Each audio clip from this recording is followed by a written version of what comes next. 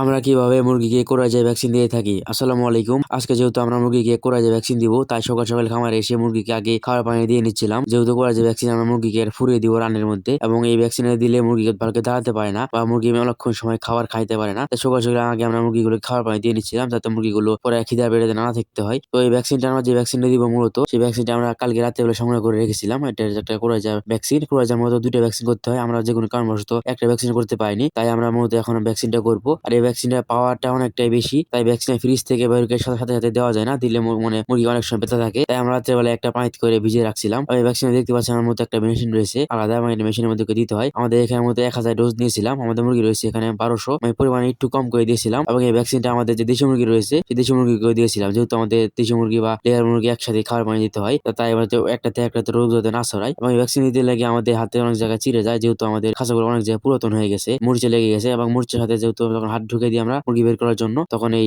শিকের সাথে লেগে আমাদের হাতটা অনেক জায়গায় চিড়ে যায়, অনেক জায়গায় প্রায় কেটে গেছে আমাদের। তো আলহামদুলিল্লাহ আমাদের মুরগিকে ভ্যাকসিনটা দেওয়া হয়ে যায়। এটার মতো ভ্যাকসিনের খালি বোতল, এবং দেখতে একদম হালকা সাদা এবং তয়ের মতো। ভ্যাকসিন করার পরে কিরকম অবস্থা হয় মুরগি, সেটা আমাদেরকে জানানোর চেষ্টা করবো কালকে ভিডিওতে। আশা করি বুঝতে পেরেছেন। আমাদের জন্য দোয়া করবেন। আসসালামু আলাইকুম।